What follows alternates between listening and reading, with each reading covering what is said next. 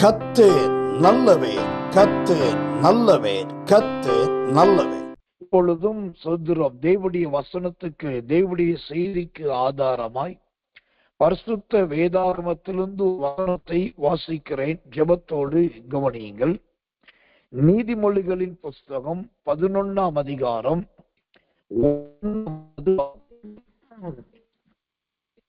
11:1. கள்ள தராசு கர்த்தருக்கு அருவருப்பானது, சுமுத்திரையான நிறை கல்லோ அவருக்கு பிரியம். கள்ள தராசு கர்த்தருக்கு அருவருப்பானது, சுமுத்திரையான நிறை கல்லோ அவருக்கு பிரியம். ஆம், ஆண்டுடைய கிருபை நாள் இந்த மார்ச் மாதம் 1ஆம் தேதி. யோபுவின் புஸ்தகம் 28ஆம் அதிகாரம் 6வது வசனத்தை தேவன் நமக்கு வாக்குத்தத்தமாய் கொடுத்தார். கற்களில் இருந்து இந்திர நீலம் பிறக்கும் என்று அந்த தேவனுடைய வசனம் சொல்லுகிறது. அதன் மூலமாய் இந்த மாதம் முழுவதும் இரவுக்கு ஜெபத்திலே ஒவ்வொரு நாளும் ஒவ்வொரு கல்லை குறித்து நாம் கிருபையை முன்னிட்டு பார்த்து வருகிறோம். அந்த வரிசையிலே நேற்றைய தினத்திலே கூட சுண்ணாம்பு கல் என்பதை குறித்து ஆழ்ந்து ஆராய்ந்து அதை தியானித்து அறிய செய்தோம். அந்த வரிசையிலே இன்றைக்கு வேதாகமத்திலிருந்து வேறொரு சோதரம் கல்லை குறித்து பார்க்க போகிறோம். அதைத்தான் இந்த நீதிமொழிகள் 11ஆம் அதிகாரம் 1ஆம் வசனம் சொல்லுவது நிறை கல் என்று சொல்லி. வேதத்துல எத்தனையோ நூதனமான கல்லுகள் எல்லாம் இருக்கிறது, வித்தியாசமான கல்லுகள் எல்லாம் இருக்கிறது. அந்த அப்படி நூதனமான வித்தியாசமான எத்தனையோ விதமான ஒரு கல்லுக்கு பேர் தான் நிறை கல். இந்த நான் தினமும் சொல்லி வருகிற இந்த பல கல்லுகளில் பலரும் இந்த கல்லுகளை குறித்து அதிகமாய் வாசித்தறிந்ததோ அல்லது தொடர்ந்து அதை குறித்து வேத பாடத்தை கேட்டறிந்ததோ இல்லை என்று சொல்லுகிறார்கள்.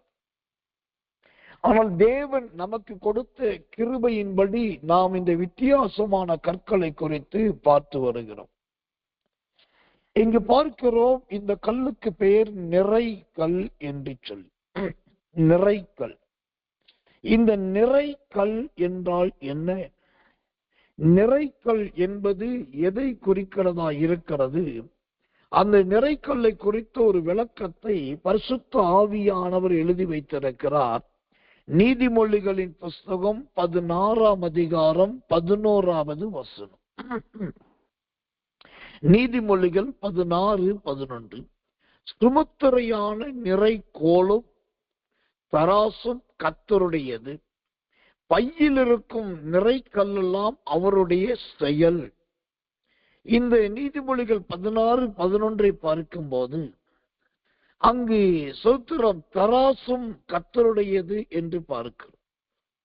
அதே வசனத்துலதான் நிறைக்கல் என்று பார்க்கிறோம். அப்படியானால் இந்த நிறைக்கல் என்பது இன்றைக்கு சொல்லிக் கொண்டிருக்கின்றன எடைக்கல். வியாபாரிகளை பார்த்தால், வியாபாரிகளுக்கு போனால், வீட்டுக்கு வருகிற வியாபாரிகளிடத்தில் அமர்ந்து கவனித்தால் அவர்கள் தராசை எடுத்து அந்த தராசிலே 1/4 kilo, 1/2 kilo, 200 gram, 100 gram, 1 kilo, 2 kilo என்றெல்லாம் வைப்பார். எனக்கு நன்றாய் நினைவிருக்கிறது, நான் சிறுவனாய் இருக்கிற நாட்களிலும் ரட்சிக்கப்பட்ட பின்பும் சில இடங்களிலே விறகு அடுப்பின் மூலமாகத்தான் பல வேலை செய்தார். அப்போ அவர் சொல்லுவார்கள், போய் இவ்வளவு விறகு வாங்கிட்டு வரணும் அப்படிம்பாங்க. சரி என்று விறகு வாங்க போவே, மன்னிக்கிறேன், நாங்க ஊழியத்தை ஆரம்பிச்ச புதுசுல 1992, 93 அப்ப செவ்வாய்க்கிழமை தோறும் பெரிய கூட்டங்கள் வைப்போம், வாரந்தோறும். அதுல நூற்றுக்கணக்கான மக்கள் வருவார்கள். அப்போ அதுக்கு சமைப்பதற்காக விறகு வாங்க வேண்டிய ஒரு கட்டாயம் வரும். அப்ப நாம போவேன். அங்க போனாக்கா அந்த கடையிலே விறகு மலை போல ஏராளமாய் கொட்டி கிடக்கும். சில நேரத்தில் ஒழுங்கின்படி அடுக்கி இருக்கும். அப்போ எவ்வளவு விறகு அந்த நிறைய சமைக்கணும் என்பதனால் நிறைய விறகு வாங்க வேண்டியிருக்கும். அங்க பாத்தீங்கன்னா அந்த நிறைக்கல் என்கிற எடைக்கல்ல தூக்கி நான் தான் வைப்பேன். ஒரு கல்லு 5 கிலோ கல்லா இருக்கு, இன்னொரு கல்லு 10 கிலோ கல்லா இருக்கு. இதுல 5 கிலோ கல்லு வரைக்கும் தூக்குவது அவ்வளவு கடினமா இருக்காது, அது கொஞ்சம் தூக்கக்கூடிய அளவுக்கு இருக்கும். ஆனா அந்த கல்லெல்லாம் ஏதோ ஒரு கல்லு மாதிரி இருக்காது, அது நல்ல முழுக்க முழுக்க இரும்பினால் செய்யப்பட்டது. அதுல நடுவில் அழகான ஒரு இரும்பினாலே கைப்பிடி இருக்கும். இப்ப 5 கிலோ கல்லெல்லாம் தூக்கி வைக்கிறது ஈஸி. ஆனா நான் விறகு அளக்கிற தராசு என்பது அது மிக பெரிய உயரமான தராசு. அதுல வெறும் 5 கிலோ அளப்பது அவ்வளவு சுலபம் கிடையாது, நல்லா இருக்காது. அப்போ நிறைய மொத்தமா 20 கிலோ அளக்கணும். அப்ப 10 கிலோ கல் இருக்கும், நிறைக்கல் என்கிற தராசு எடைக்கல் இருக்கும். அந்த 10 கிலோ கல்லை தூக்கி வைக்கிறது அவ்வளவு சுலபம் கிடையாது, கஷ்டப்பட்டுதான் தூக்கி வைப்போம். தூக்கி வச்சு அப்புறம் 5 கிலோ கல்லை தூக்கி வச்சு அது அப்படியே அந்த தராசின் ஒரு தட்டானது தரையோடு தரையாக உட்கார்ந்து விடும். அதுக்கு பின்னாடி விறகை பொறுக்கி அங்க இருக்கிற ஈரம் இல்லாத நல்ல உடைக்கப்பட்டிருக்கிற நல்ல செதில் உள்ளதான விறகுகளை தேடி கண்டுபிடிச்சு பொறுக்கி எடுத்து அது ஒரு இடத்துல குமியெல்லாம் குவிப்போம். குமிச்சு முடிச்சுட்டு அதுக்கப்புறம் எங்களுக்கு இடம் போறதுக்காக குமிச்சு வைக்கப்பட்ட அந்த விறகு எடுத்து தராசுல வைப்போம். தராசுல வைத்தா அது சொந்துரும். அந்த விறகு வைக்க வைக்க வைக்க வைக்க வைக்க கடைசி விறகின் உயரம் கூடிக்கிட்டே போகும். கடைசியாகத்தான் அந்த தராசின் தட்டு எடைக்கல் தட்டு தூக்கப்பட்டு ஏறத்தாழ சமநிலைக்கு வரும். அதுக்கப்புறம் அதை இறக்கி அந்த விறகு கயிற்றுல கட்டி வண்டியில வச்சுக்கிட்டு ரொம்ப கஷ்டப்பட்டு கொண்டு போய் ஊழிய ஸ்தலத்துல போட்டாக்கா அதை வச்சுதான் அடுப்பு எரிப்பார்கள். இது ஏன் சொல்றேன்னாக்கா, இந்த நிறை கல் என்பது எடை பார்க்கும் கல், தராசிலே வைக்கப்படுகிற அந்த கல். அதைத்தான் நீதிமொழிகள் 16:11 தராசு என்று பார்க்கிறோம். தராசில் வைக்கப்படுகிற கல். இப்போ இந்த இடத்துல அந்த கல்லுக்கு ஆவியானவர் வச்சிருக்கிற பேரை பாருங்க. தராசு கல் என்று வைக்கல, எடைக்கல் என்று வைக்கல, அதுக்கு பதில் நிறை கல்லுன்னு வச்சிருக்கார். தேவனுடைய நாமத்துக்கு ஸ்தோத்திரம், மகிமை உண்டாவதாக. நிறைக்கல். எனக்கன்பான தேவ பிள்ளைகள, அப்ப நிறைக்கல் என்று சொல்லி ஒன்று பேர் வைக்கிறார்னா அசோத்திரம், தேவன் அதுல எவ்வளவு கவனமாய் இருந்திருக்கிறார் பாருங்க. கர்த்தருடைய நாமத்துக்கு மகிமை உண்டாவதாக. அது வெறும் எடைக்கல்லாம நிறைக்கல்லா இருக்கணும். அதாவது அந்த எடை போடுவதிலே, அளவு அளப்பதிலே எந்த விதமான கூட்டு அதிகமும் இருக்கக்கூடாது, குறைவும் இருக்கக்கூடாது, சரியான அளவிலே இருக்கணும். அதனாலதான் கள்ள தராசு கர்த்தருக்கு அருவருப்பானது என்று இன்னொரு வசனம் சொல்லுது. ஏன்னாக்கா அந்த கல்லு ஒண்ணு 1/2 கிலோ வைப்பாங்க, ஆனா பொருள் 1 கிலோ ஏத்துற மாதிரி இருக்கும். 1 கிலோ பொருள் இருக்கும், கல்லோட எடை 1/2 கிலோ தான் இருக்கும், வேறு விதமா மாறி இருக்கும். அப்படியெல்லாம் இருக்க கூடாது என்பதற்காகத்தான் அந்த எடைக்கல்லுக்கு ஆண்டவர் நிறைக்கல் என்று வைத்தார். இதிலிருந்து நாம் அறிந்து கொள்ள வேண்டியது என்ன? தேவ பிள்ளைகளாகிய நாமும் கூட நம்முடைய ஜீவியத்துல ஒரு நிறைவுள்ளவர்களா இருக்கணும். 10 கிலோ கல் என்று சொன்னா அது சரியா 10 கிலோவா இருக்கும். 10 கிலோ 200 கிராம் இருக்குதுன்னாக்கா அது கூடுதல் என்று அர்த்தம். 5 கிலோ கல்லுனாக்கா அது 5 கிலோ சரியா இருக்கும். 5 கிலோவுக்கு 300 கிராம் குறையுது அப்படின்னாக்கா அது கள்ளத்தனமான கல் என்று அர்த்தம். அப்படிப்பட்ட அனுபவம் இருக்க தேவ பிள்ளைகளாகிய நாம் இந்த நிறைக்கல் என்ற பெயருக்கு ஏற்றபடி நாம் எல்லாவற்றும் நிறைவுள்ளவர்களா இருக்கணும். பரிசுத்த ஆவியிலே நிரம்பி இருக்கணும். கர்த்தருடைய மகிமையினாலே நிரப்பப்பட்டு இருக்கணும். தேவ பிரசன்னத்தினாலே நிறைந்து இருக்கணும். வேத வசனங்களாலே நிறைந்து இருக்கணும். நல்ல ஜெப ஆவியினாலும் ஜெபிக்கிற துதியின் அபிஷேகத்தினாலோ துதியின் உடையோடு கூட நாம் நிரம்பி இருக்கணும். அப்படி நாம் எல்லாவற்றிலும் நிரம்பி இருப்பதை தேவன் விரும்புகிறார். அதற்கு பேர்தான் நிறைக்கல் என்றார். இந்த கல்லே நிறைக்கல்லா இருக்குன்னாக்கா அதை படைத்த ஆண்டவர் எப்படிப்பட்டவராயிருப்பார்?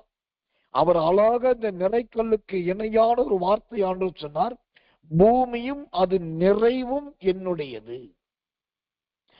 ஒரு கல்லே நிறைக்கல்லா இருக்குன்னாக்கா அந்த கல்லை படைத்த கர்த்தராகி நானும் நிறைவுள்ளவர் தான். பூமியும் அது நிறைவும் என்னுடையது, நான் நிறைவுள்ளவராயிருக்கிறேன். எபேசியர் புஸ்தகம் 1ஆம் அதிகாரம் கடைசி வசனம் சொல்லுகிறது, எல்லாவற்றையும் எல்லாவற்றாலும் நிரப்புகிறவர் நிறைவாகிய அந்த நிறைவாகிய ஆசீர்வாதத்தை சபைக்கு தந்தருளினார். அப்ப நிறைவு என்பது அந்த கல்லுக்கு மாத்திரம் கிடையாது, விசுவாச தேவ பிள்ளைகளுக்கு உண்டு. அந்த நிறை என்கிற நிறைவானது விசுவாச தேவ பிள்ளைக்கு மட்டும் கிடையாது, அது கர்த்தருக்கும் அந்த உபதேசம் வரும்.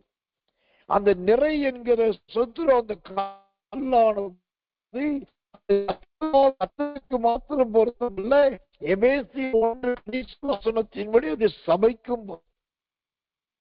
அந்த கல் எப்படி நிறைக்கல்லா இருக்குதோ நம்முடைய ஜீவியம் நிறைந்து காணப்பட வேண்டும்.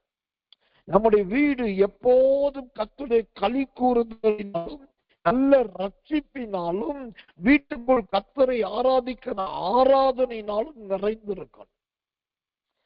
ஒரு இடத்துல போகும்போது ரொம்ப ஆச்சரியப்பட்ட ஒரு சம்பவம், நம்முடைய இயேசுவின் வல்லமை ஊழியத்து மூலமாய் செய்கிற கரங்கொடுக்கும் ஊழியத்துக்கு பொருட்கள் பர்ச்சேஸ் பண்ணுவதற்காக அடிக்கடி மாதத்துக்கு ஒரு விசை அல்லது சில மாதங்களுக்கு ஒரு விசை நான் போவதுண்டு. அப்படி போகும்போது அதிகாலை 4 மணி 5 மணிக்குள்ளாக ஈரோடு போய் சேர்ந்துருவேன். அதுக்கப்புறம் குளித்து இழுத்து கொஞ்சம் துணியெல்லாம் மாத்திட்டு மற்ற நம்ம தேவ பிள்ளைகள் வந்து அவங்களுக்கு கூப்பிட்டு போய் மார்க்கெட் போகணும். அப்ப அதனால கொஞ்சம் ரீஃப்ரெஷ் ஆகிறதுக்காக ஒரு லாட்ஜில் ரூம் போடுவேன். அங்க நான் தங்கி படுப்பதற்காக கிடையாது, துணிமணி மாற்றுவதற்கும் அவசரத்துக்கு வந்த ஒரு 1/2 மணி நேரம் ரெஸ்ட் எடுத்துட்டு உடனே பேக் எடுத்து கிளம்புறதுக்கு ஏற்ற மாதிரி ஒரு சாதாரண ஒரு லாட்ஜ் தான். அந்த லாட்ஜில் ரூம் போடுவேன். அங்க என்ன ஆச்சரியம்னா, நான் காலையில 4 மணிக்கு ஒரு முறை போறேன். அப்பையும் அந்த ரிசப்ஷன்ல ஒரு ஸ்லோக பாடல் போயிட்டே இருக்குது. அதாவது விக்கிரகத்தை குறித்த அந்த விக்கிரகத்தை நமஸ்கரிக்கிற ஒரு ஸ்லோக பாடல் அந்த அதிகாலைக்கு ஏற்றபடி போயிட்டு. அப்புறம் இன்னொரு முறை காலையில 6 மணிக்கு போனேன். அப்பையும் அந்த பாட்டு போயிட்டு இருக்கு. அப்புறம் மார்க்கெட்ல போய் எல்லாம் பர்ச்சேஸ் முடிச்சுட்டு திரும்பவும் நான் ட்ரெஸ் சேஞ்ச் பண்றதுக்காகவும் இல்லாட்டி கொஞ்சம் ஓய்வு எடுப்பதுக்காக மாலையில இந்த லாட்ஜுக்குள் நுழையிறேன். எல்லா வேலையும் முடிச்சுட்டு சொல்லிட்டு நைட்டு தான் பஸ், அதனால இப்ப மாலையில லாட்ஜில் வர லாட்ஜுக்குள்ள வந்தா அப்பையும் அந்த விக்கிரகங்களுக்கு ஒரு ஸ்லோகம் பாடிக்கிட்டே இருக்கு. ராத்திரி 10 மணிக்கு எனக்கு பஸ். நான் 9:30 மணிக்கு அந்த லாட்ஜ் பண்ணிட்டு நான் கிளம்புறேன். வெக்கெட் பண்ணிட்டு கிளம்பும் போது அந்த அப்பையும் அந்த ஸ்லோகம் பாடிக்கிட்டே இருக்கு. அப்ப நல்லா கவனிக்கணும், ஒரு உலகத்து மனுஷன் ஒரு ஒரு லாட்ஜ் நடத்துகிற மனுஷன் அந்த இடத்துல 24 மணி நேரமும் தன்னுடைய தெய்வத்தை குறித்த பாடல், அந்த தெய்வத்தை குறித்த ஸ்லோகம், அது ஒரு ஸ்லோ மோஷன்ல ஏன் பாடிக்கிட்டே இருக்கு. அப்ப பாருங்க, அதுக்கு ஓய்வே கிடையாது. மிட் நைட்ல ஆனாலும் அந்த ஸ்லோகம் பாடிக்கிட்டு தான் இருக்கு. ஒரு மனுஷனுக்கு அந்த தெய்வ வழிபாட்டில அது நிறைவா இருக்கணும் விரும்பும். ஆனா இன்னைக்கு நம்ம கிறிஸ்தவ குடும்பத்துல எத்தனை பேர் வீடுகள்ல இராப்பகலா இரவும் பகலும் கர்த்தரை துதிக்கிற துதி இருக்குது. இந்த மாதிரி ஒரு ஸ்லோகம், இந்த மாதிரி ஒரு துதி ஆராதனை, மெல்லிய கர்த்தருக்கு பிரியமான மெல்லிய ஆராதனை எல்லா வீட்டிலும் இருக்கணும்னு சொல்லிதான் ஆவியின் மண்டல அபிஷேக முகாமை நடத்தும் போது 2 ஸ்லோகங்கள் அடங்கிய கேசட் வெளியிட்டோம். ஒன்று ஸ்தோத்திரம் என்கிற ஒரே ஒரு வார்த்தை. அந்த ஒரு வார்த்தையை வச்சு 1 மணி நேரத்துக்கு அந்த பாடல் வந்துட்டே இருக்கும். ரொம்ப அருமையாய் நல்ல இசையோடு அழகாய் அந்த ஒரே வார்த்தை சுத்திரம் துதியின் ஆராதனைக்கு எதுவாய் வந்தது. அப்புறம் இன்னொரு கேசட் வெளியிட்டோம். அது அல்லேலுயா என்ற தலையங்கத்திலே வெறும் அல்லேலுயா என்கிற ஒத்த வார்த்தையை வச்சு அதை திரும்ப அப்படியே ஸ்லோவா பாட வச்சு அது ஸ்லோ மோஷன்ல கிட்டத்தட்ட 1 மணி நேரத்துக்கு அதிகமா வரக்கூடிய 24 மணி நேரம் வரக்கூடிய அளவுக்கு செஞ்சு அதை யூடியூப்ல ஏற்றி எல்லாருக்கும் லிங்க் கொடுத்தோம். ஆனா எத்தனை பேர் வீடுகள்ல இந்த அல்லேலுயா ஸ்லோகத்தை போடுறோம்? எத்தனை பேர் வீடுகள்ல ஸ்தோத்திர பலியை குறித்த அந்த பாடலை போட்டு எப்போது துதிக்க வைக்கிறோம்? ஒரு ரகசியத்தை சொல்றேன். தயவு செய்து உங்க வீட்டிலே அந்த களியாட்டுகள், நாடகங்கள், மற்ற காரியங்கள்ல விட்டுட்டு எந்த நேரமும் ஒரு ஸ்லோ வாய்ஸ்ல இல்லாட்டி அந்த ஸ்தோத்திரம் வால்யூமை நல்ல குறைச்சி 3, 4, 5க்குள்ள வால்யூமை வச்சுட்டு நல்ல பிரைஸ் அண்ட் வொர்ஷிப் சாங் அப்படியே போட்டு விட்டு அதுல அப்படியே இந்த பிரைஸ் அண்ட் வொர்ஷிப் சாங் வந்துகிட்டே இருக்கும். யாராவது ஒருத்தர் பாடிட்டே இருப்பாங்க, ஒருத்தர் ஸ்தோத்திரம் பண்ணிட்டே இருப்பாங்க, ஒருத்தர் ஆராதிச்சுட்டே இருப்பாங்க, ஒருத்தர் சிரிச்சுட்டே இருப்பாங்க. அந்த வீட்டுல அந்த மெல்லிய சத்தத்துல அந்த ஸ்தோத்திரத்தின் துதி ஆராதனை அப்படியே வர வர வர வர வர பாத்தீங்கன்னா அந்த வீடு முழுவதுமே கர்த்தருடைய பிரசன்னத்தினால் நிரம்பும். இது முக்கியமான ஒவ்வொரு தேவ பிள்ளையும் கடைபிடிக்க வேண்டிய அனுபவம். எங்களுடைய வீட்டுல நீங்க வந்து பாத்தீங்கன்னா ஆண்டவருடைய கிருபையினாலே நாங்க மற்ற பொருட்கள் நிகழ்ச்சிகள் பார்ப்பதற்கு டிவி கிடையாது. ஆனா ஒரு மானிட்டர் மட்டும் வச்சிருக்கிறோம். அந்த மானிட்டர் எதுக்குன்னா 2 காரியம். எப்பயாவது சமயம் வாய்த்தா நான் கொஞ்சம் ஒரே ஒரு நியூஸ் மட்டும் பார்ப்பேன். மற்றபடி காலையில் எழும்பி அல்லது பகலிலே எந்த நேரமோ அதுல ஒரு துதி ஆராதனைக்குரிய ஒரு ஸ்தோத்திரம் ஒரு பாடலை போட்டு விட்டுருவோம். அது பாட்டுக்கு பாடும். சில நேரத்துல ஒரே ஆப் எடுத்து அதுல 25 பாட்டு, 30 பாட்டு, 40 பாட்டு உள்ளதை ஆன் பண்ணி வச்சிருவோம். அவ்வளவுதான். வச்சுட்டு ஒரு ஸ்லோ வாய்ஸ்ல 3, 4ல வச்சுட்டு விட்டுருவோம். அது பாட்டுக்கு பாடிக்கிட்டே இருக்கும். போகும்போது வரும்போது கண்ணுக்கு படும். அதை கேட்கறதுக்கு அவ்வளவு மகிமையா இருக்கும். இதுதான் ஒரு தேவ பிள்ளையுடைய வீடு இருக்க வேண்டிய முறை. சில நேரத்துல பாத்தீங்கன்னா நாங்க கார்ல போய் லாங் டிராவல் போவோம். அந்த கார்ல லாங் டிராவல் போகும்போது யூடியூப்ல பைபிள் ஆடியோ பைபிள போட்டு நானும் சரி எபி சாமிராஜா அவரும் சரி ஆடியோ பைபிள போட்டுட்டாக்கா அது பாட்டுக்கு ஆதியாகமத்தில் வாசிக்கும். ஆடியோ பைபிள போட்டு விட்டு அதை தொடர்ந்து கேட்டு கேட்டு கேட்டு கேட்டு கேட்டு கேட்டு எல்லா அதிகாரங்களும் முடிச்சு ஏறத்தாழ புதிய ஏற்பாடு லூக்கா புத்தகம் வரைக்கும் வந்தாச்சு. இப்போ பைபிளை எடுத்து திறந்து வாசிக்கணும், டிராவல்லையும் வாசிக்கணும் என்பது அல்ல. நமக்கு எவ்வளவோ நல்ல ஸ்பெஷாலிட்டியை கத்து கொடுத்திருக்காரு, நல்ல டெக்னாலஜியை கத்து கொடுத்திருக்காரு, நல்ல எக்யூப்மெண்ட்ஸ் ஆண்டு கொடுத்திருக்கிறாரு. இந்த நிறைக்கல் என்கிற ஒரு நிறைவு நம்ம வீட்டுல, நம்முடைய வாழ்க்கையில, நம்முடைய பிரயாணத்துல இருந்துகிட்டே இருக்கணும். அது ரொம்ப முக்கியமானது. கர்த்தர் நல்லவன், தேவனுக்கு மகிமை உண்டாவதாக. இப்போ இந்த நிறைக்கல் என்று சொன்னால் அது தராசிலை வைத்து அளக்கப்படுகிறதான அளவு கல் என்று சொன்ன. தேவனுடைய நாமத்துக்கு மகிமை உண்டாவதாக. இப்போ இந்த நிறைக்கல்லில் பலவிதமான நிறைக்கல்லுகள் என்று வேதத்தில் இருக்கு. பலவிதமான நிறைக்கல். அந்த நிறைக்கல்லில் ஒவ்வொரு நிறைக்கல்லாய் உங்களுக்கு காண்பிக்கும்படி கர்த்தருக்குள் விசுவாசிக்கிறேன். தேவனுடைய நாமத்துக்கு மகிமையும் கிருபையும் தயவும் உண்டாவதாக. எனக்கன்பான தேவ பிள்ளைகளே, இந்த சோத்திரம் நிறைக்கல்லில் தேவனுடைய ஆவியானுடைய ஒவ்வொரு விதமான வெளிப்பாட்டை நன்றாய் பார்க்கலாம். முதலாவது ஒரு நிறைக்கல்லை குறித்து உங்களுக்கு காண்பிக்கிறேன். லேவியராகமத்தின் புஸ்தகம் 19ஆம் அதிகாரம் 36வது வசனம். லேவியராகமம் 19:36. சுமுத்திரையான தராசும் சுமுத்திரையான நிறைக்கல்லும் சுமுத்திரையான மரக்காலும் சுமுத்திரையான படியும் உங்களுக்கு இருக்க வேண்டும். நான் உங்களை எகிப்து தேசத்திலிருந்து புறப்பட பண்ணினேன், உங்கள் தேவனாகிய கர்த்தர். இந்த நிறைக்கல்லில் முதலாவது நிறைக்கல்லை குறித்து இந்த லேவியராகமம் 19:36 சொல்லுகிறது. அதற்கு பெயர் சுமுத்திரையான நிறைக்கல் என்று சொல்லி. தேவனுடைய நாமத்துக்கு மகிமை, கிருபை, தயை உண்டாவதாக. அப்படியானால் இந்த சுமுத்திரையான நிறைக்கல் என்றால் என்ன? ஓ கர்த்தர் நல்லவர், கர்த்தர் நல்லவர். சுமுத்திரையான நிறைக்கல் என்பது எதை காண்பிக்கிறது?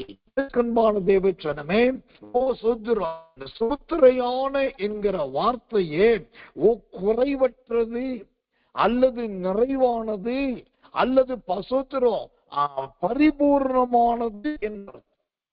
தேவனுடைய நாமத்துக்கு மகிமையும் கிருபையும் தயவும் உண்டாவதா. எனக்கன்பான தேவ பிள்ளைகள, அந்த சுமுத்திரையான என்பதுல வெறும் கல்லு மட்டும் கிடையாது.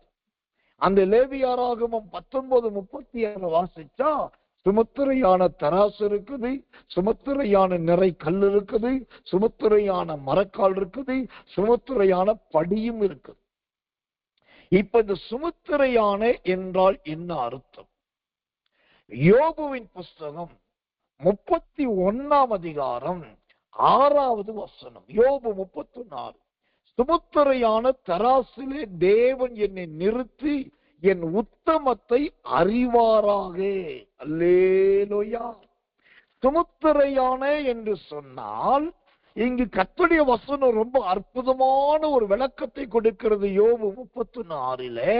அது உத்தமம் என்று அர்த்தமாம். ஒரு அணு கூடவும் இருள, ஒரு அணுவும் இந்த கல் எப்படிப்பட்ட கல்லா இருக்குது? சுமுத்திரையான கல்லா இருக்கு. என் வாழ்க்கையில மறக்க முடியாத ஒரு சம்பவம். பொதுவாக நான் சொல்றோம், நாங்கள் நகையை அதிகமா பயன்படுத்துவது கிடையாது. என் மனைவியும் நகை போட்டது கிடையாது. ஆனா எங்க இருந்தாவது சில தேவ பிள்ளைகள் மூலமா எப்பயாவது ஏதாவது ஒரு நகை, ஒரு மோதிரம், ஒரு ரிங்கு, இல்லாட்டி ஒரு வளையம், அப்படி ஏதாவது ஒன்று வரும். ஒரு நாள் நாங்க முக்கியமான ஒரு காரியத்துக்கு பணம் தேவைப்பட்டது, கையில ஒன்றுமே இல்லை. அப்போ என் பிள்ளைகள் சொல்றோம், சின்ன பிள்ளைகளா இருக்கும் போது, அதாவது அவங்க அம்மா இறந்ததுக்கு அப்புறம் இவங்களை நல்லபடி கொண்டு வரணும்னு சொல்லும் போது, வாழ்க்கையில முதல் விஷயம் இவங்களை கூட்டு போய் திருநெல்வேலியில ஒரு நகைக்கடையில வச்சு ஆளுக்கு ஒரு மோதிரம் வாங்கி கொடுத்தேன். அந்த மோதிரம் பாத்தீங்கன்னா ரொம்ப வெயிட், கிட்டத்தட்ட 1 கிராம் 1.5 கிராம் நினைக்கிறேன். அது இது மன்னிக்கணும், 2 கிராம் உட்பட்டது. ஒவ்வொன்றும் 2 கிராம், மொத்தம் 4 கிராம் தான். அது ரொம்ப சின்னது, சாதாரணது. அப்போ கட்டம் வந்து ரொம்ப வருஷம் ஆயிடுச்சு. அதுக்கப்புறம் பிள்ளைங்க ஜோம் பண்ணிட்டு போட்டுட்டு அவங்க சொல்லிட்டாங்க, இல்லை டாடி நாங்க பிரதர்ஷனம் பண்ணிருக்கோம், நாங்க அதை போட மாட்டோம், வேண்டாம்னு சொல்லிட்டாங்க. அதனால அதை தூக்கி மூளையில போட்டாச்சு. ரொம்ப காலமா பல வருஷங்களா எங்கேயோ மூளையில தான் கிடக்கு. ஒரு நாள் நெருக்கடியான நிர்பந்தம் வந்த போது இதை எடுத்துக்கிட்டு அந்த கடையில போய் சொல்றோம், முதலாவது பேங்க்ல அளந்தாக்கா அது ஒரு அளவு சொன்னாங்க, இத்தனை கிராம் இத்தனை மில்லி இருக்கு பாஸ்டர் அப்படின்னு சொல்லி பேப்பர்ல எழுதி கொடுத்துட்டாங்க. அப்புறம் வேற ஒரு பெரிய நகைக்கடைக்கு போனோம், அங்க அளந்தாக்கா அளவு மாறும். அப்புறம் இன்னொரு நகைக்கடைக்கு போனோம், அங்க கரெக்டா நல்ல பெட்டி மாதிரி இருக்கிற அந்த சூத்திர எடமிஷன்ல வச்சுட்டு எல்லாம் பார்த்துட்டு இத்தனை கிராமு இத்தனை மில்லி இவ்வளவு ரேட்டு போது இல்லாது. இப்ப 3 இடத்துல பார்த்து 3 வேற மாதிரி இருக்கு. கடைசியா ஒரு இடத்துக்கு போனோம், அங்கே முத பேங்க்ல என்ன அளவு சொன்னாங்களோ அதே அளவை கரெக்டா சொன்னாங்க. அப்போ சரி இவ்வளவுதான் எங்களுக்கு தெரிஞ்சிச்சு. கடைசியா அதை நாங்க விற்கிறது போகும்போது அந்த சொத்துரம் நகை கணக்கார்ட்ட கொடுத்தோம். அவர் அப்படி இப்படி பார்த்தாரு, இது சாதாரண இத்தனோன் இருக்கு அப்படின்னு சொன்னாரு. அப்புறம் இதுக்கு இவ்வளவுதான் வரும்னு சொன்னாரு. சரி என்ன வருதோ கொடுங்க அப்படின்னு சொல்லிட்டு இருக்கும் போது, சரி சார் நான் எடுத்துக்கிறேன், நான் உங்களுக்கு பணம் கொடுத்துறேன், நாளைக்கு வந்து வாங்கிக்கோங்க அப்படின்ட்டு சரின்ட்டோம். சொல்லிட்டு இருக்கும்போது பாருங்க, எங்க கண்ணுக்கு முன்னாடி ஒரு பேசிக்கிட்டு நேரம் ஏஞ்சி போனாரு. ஒரு அழகா ஏதோ ஒன்று எடுத்துட்டு வந்தாரு. அப்படி அந்த சோத்திரம் நகைய ஒரு குரடை எடுத்தாரு. குரடை எடுத்து கண்ணுக்கு முன்னாடி அந்த குரடை அந்த குரட்டை வச்சு நகைய வளைச்சி திருக்கி நொறுக்கி அப்படியே சின்ன பின்னமா ஒரு மாத்திட்டாரு. அது பீஸ் பீஸ் பீஸ் பீஸ் ஆக்கிட்டாரு. உண்மையை சொல்றேன், அதை பார்த்த உடனே இருதயமே உடைஞ்ச மாதிரி ஆயிடுச்சு. இத்தனை வருஷ காலமா வீட்டுல இருந்துச்சு. அது பயன்படுத்தல ஒரு மூலையில வச்சிருந்தோம். அது வெறும் கொஞ்சம் தான். ஆனா வாழ்க்கையில முதல் முறை ஒரு நகை எடுத்துட்டு அது பாதுகாப்பா ஜெபம் பண்ணி வச்சிருந்ததே, ஒரு மனுஷன் அதை சுத்துறோம் அந்த கட்டரை வச்சு பீஸ் பீஸா கட் பண்ணி அது அந்தர கொலமாக்குன உடனே அவ்வளவு வேதனை. இது ஏன் சொல்ற அப்படின்னாக்கா, அந்த நிறை கல் பேங்க்ல ஒரு கணக்கு சொல்றான், பெரிய ஷோரூம்ல ஒரு கணக்கு சொல்றான், சின்ன கடையில ஒண்ணு சொல்றான், நாலாவது அளந்தா அது ஒண்ணா இருக்கு. நிறைய இடத்துல இந்த சுமுத்திரையான உத்தமமான எடை அளவு கிடையாது. இது நகை கடைகள்ல மட்டும் கிடையாது. நிறைய தேவச்சனங்களுடைய வாழ்க்கையில கூட இந்த உத்தமம் என்கிற சுமுத்திரை இல்லை. அந்த சுமுத்திரை இல்லாத ஒரு கல்லாத்தான். ஆனா நம்ம என்ன சொல்றோம், நான் நிறைக்கல், நான் அபிஷேகம் பெற்றிருக்கேன், நான் நிறைக்கல், நான் ரசிக்கப்பட்டிருக்கேன், நான் நிறைக்கல், நான் திருவிருந்து எடுக்கிறேன், நான் நிறைக்கல், எனக்கு வசனம் தெரியும், நான் நிறைக்கல், நான் பகுதி நேர ஊழியம் செய்யறேன் அப்படின்றோம். ஆனா தேவன் எடை போட்டு பார்த்தால் அங்கு துண்டிக்கத்தக்கதாகவும் நொறுக்கத்தக்கதாகவும் தான் பலருடைய அனுபவம் இருக்கு. இங்கு முதலாவது நிறைக்கல்லை பார்க்கிறோம், சுமுத்திரையான நிறைக்கல். அது தேவன் எடை போட்டு பார்ப்பதை காண்பிக்கிறது, அது உத்தமத்தை காண்பிக்கிறது. இந்த தேவ செய்தியின்படி உங்களுடைய ஜீவியம் சுமுத்திரையான நிறைக்கல்லா இருக்குதா? அது தேவன் அளக்கக்கூடிய அளவின்படி செம்மையானதும் சரியானதும் இருக்கிறதா? மெனே மெனே தெக்கேல் உப்பார்சீம், நீ தராசில் நிற்கப்பட்டு குறைவாய் காணப்பட்டாய், ஆதலால் உன் பேரில் எனக்கு குறை உண்டென்று ஆவியானவர் சொல்லுகிறாரே. எத்தனை காலத்துக்கு இந்த சுமுத்திரையின் அனுபவம் இல்லாம இருப்பீங்க? எத்தனை காலத்துக்கு இந்த உத்தமத்தின் நன்மை இல்லாம இருப்பீங்க? எத்தனை காலத்துக்கு சோத்திரம் ஒரு கடைக்கு ஒரு எடை இருந்ததை போல ஒவ்வொருத்தர் பார்வைக்கு ஏற்றபடி உங்க ஜீவியம் இருக்கும். இன்றைக்கே நம்முடைய ஜீவியம் இந்த அருமையான லேவியராகமம் 19:36 சொல்லுகிறபடி அது ஒரு சுமுத்திரையான நிறைக்கல்லாய் மாறுவதா, ஒரு சுமுத்திரையான நிறைவுள்ள ஒரு ஜீவியமாய் மாறுவதாக. அப்படி வேண்டும், மாற வேண்டும் என்று சொல்லுகிறவர்கள் இப்பொழுதே கையை உயர்த்தி ஆண்டவர்கிட்ட சொல்லுங்க, ஆண்டவரே ஒரு சுமுத்திரையான நிறைக்கல்லாய், சரியான எடை அளவுள்ள ஒரு உத்தமத்தின் நிறைக்கல்லாய் என்னை மாற்றுங்க ஆண்டவரே. சொல்லி பாருங்க, கர்த்தர் அந்த கிருபையை கொடுப்பார். அல்லேலூயா. கர்த்தருடைய நாமத்துக்கு மகிமையும் கிருபையும் தயவும் உண்டாவதாக. அல்லேலூயா.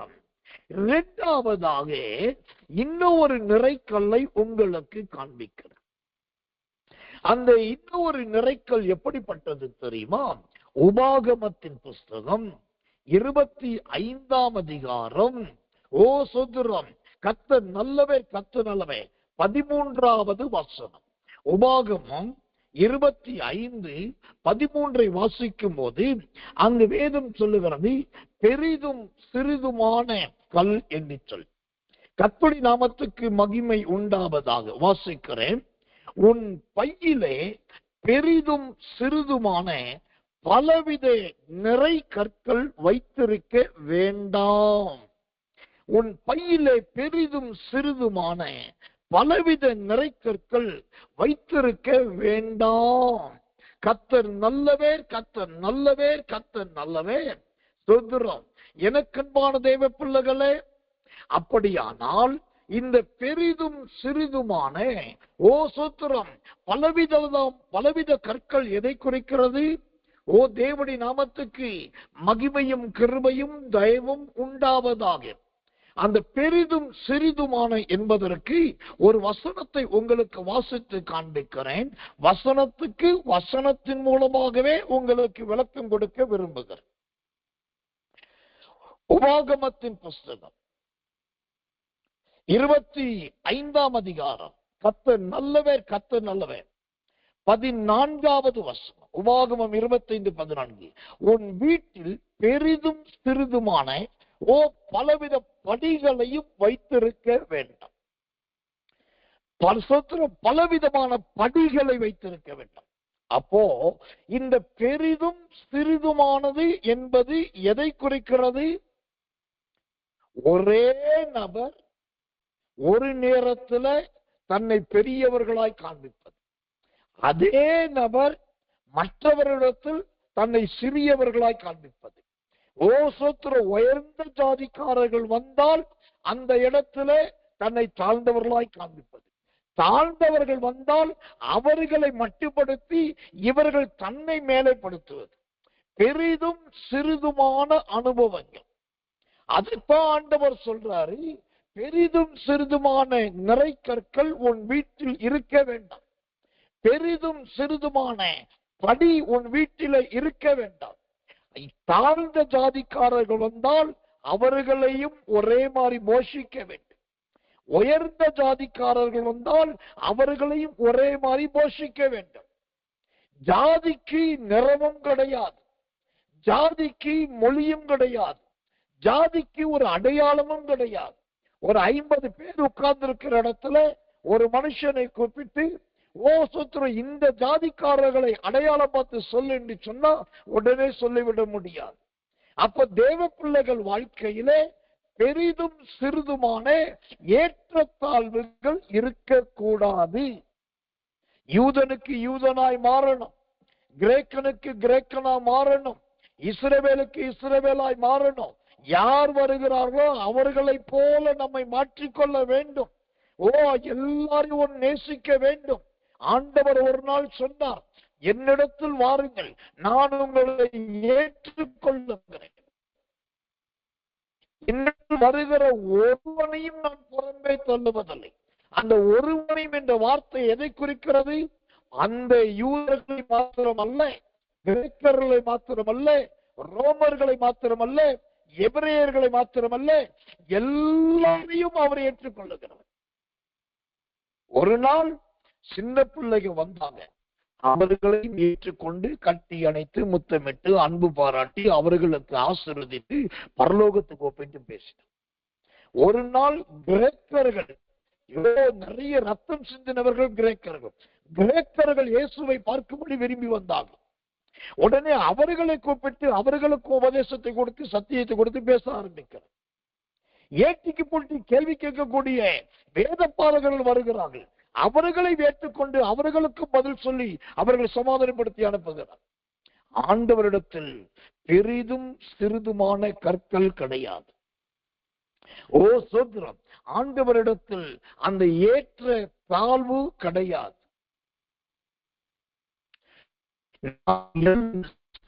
உள்ளவர்களா இருக்கும். எனக்கு ரொம்ப ஆச்சரியமானது ஒண்ணு என்னன்னாக்கா பரலோகம்.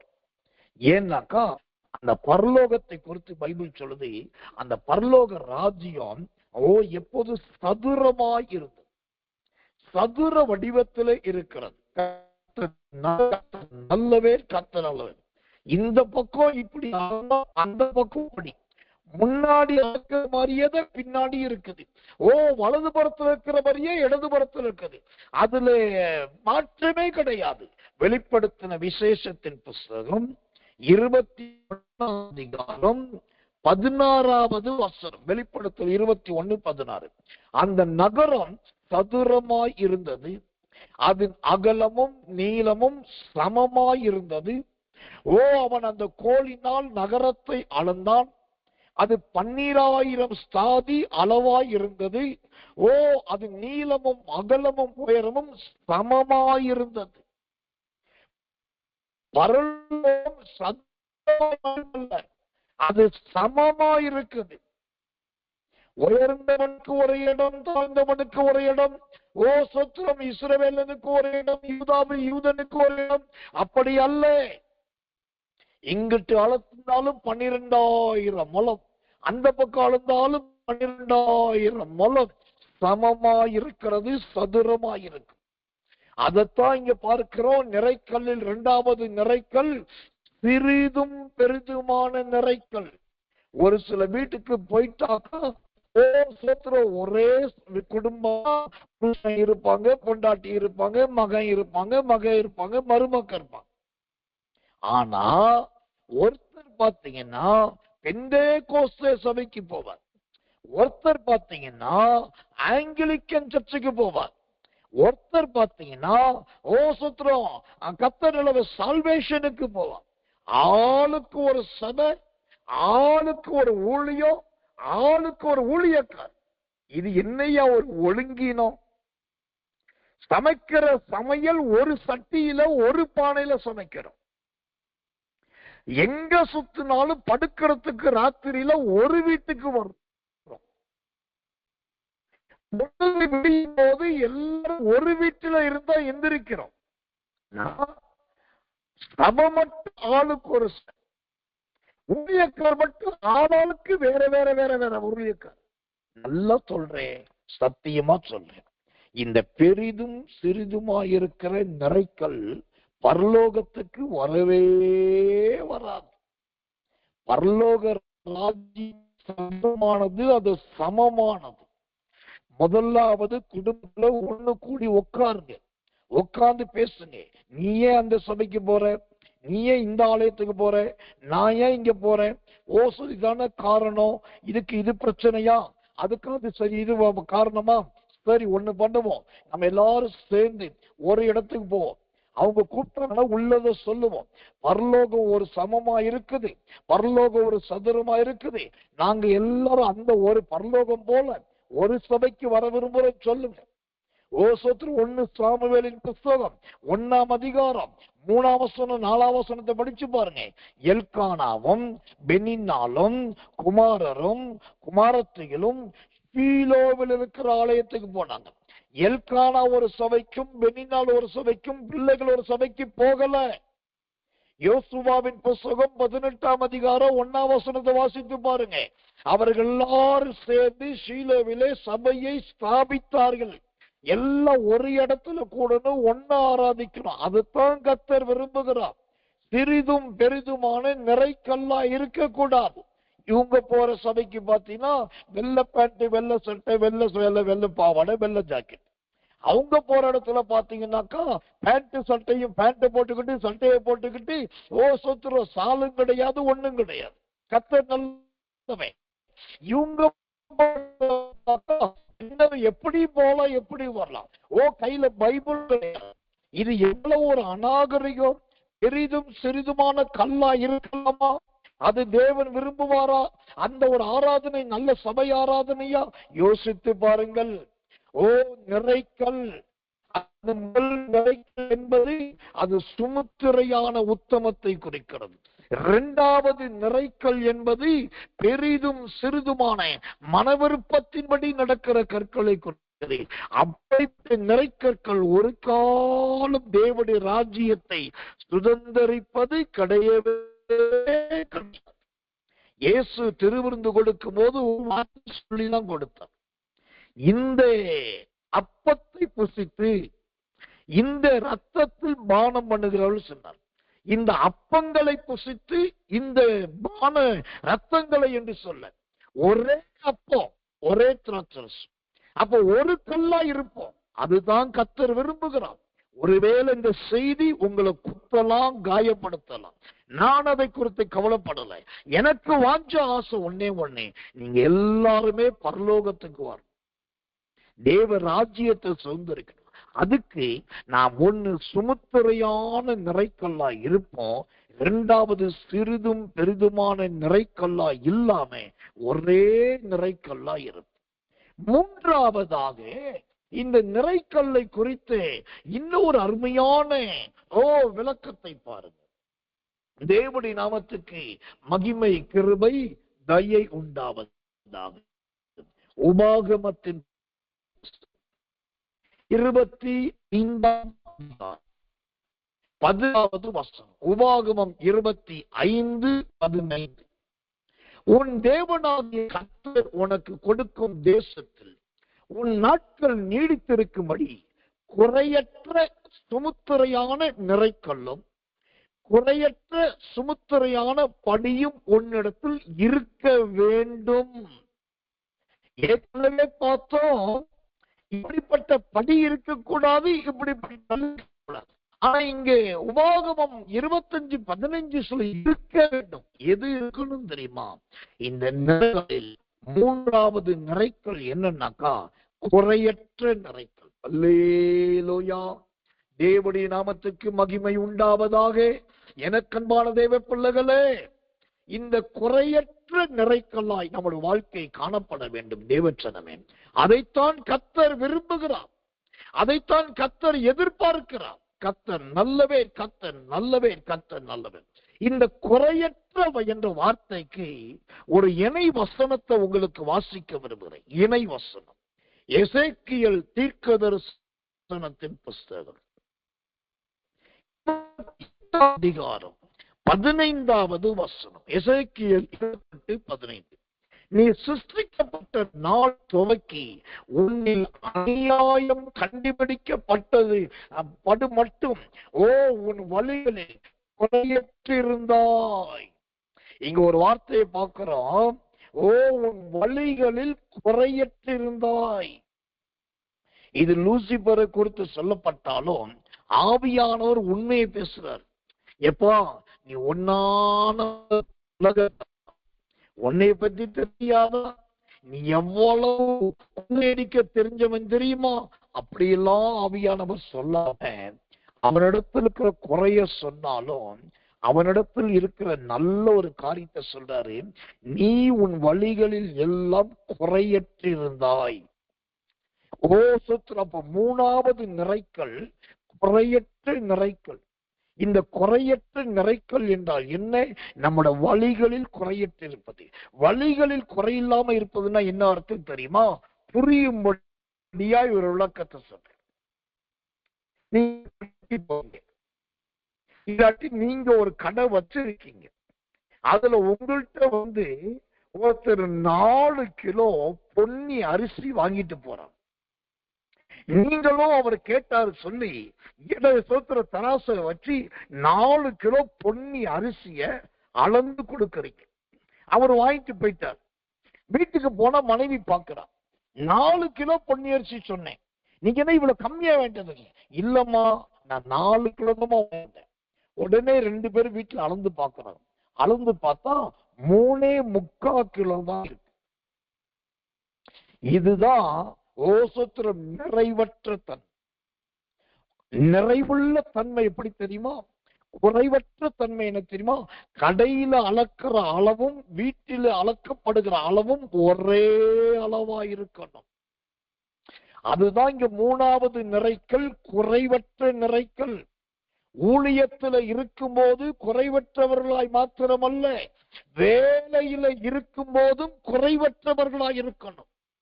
வேலையில இருக்கும் போது லஞ்சம் வாங்குவது, கையூட்டு வாங்குவது,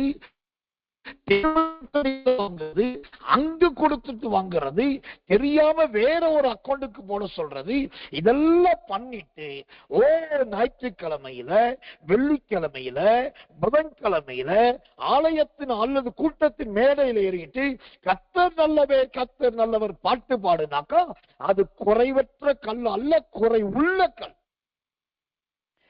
உங்க வழிகளில் குறையற்றவர்களாக இருக்கணும். உங்க வழிகள் கர்த்தருக்கு பிரியமானதா இருக்கணும். வழி கர்த்தருக்கு பிரியமான வழியா அனுபவிச்ச 2 பேரை சொல்றேன்.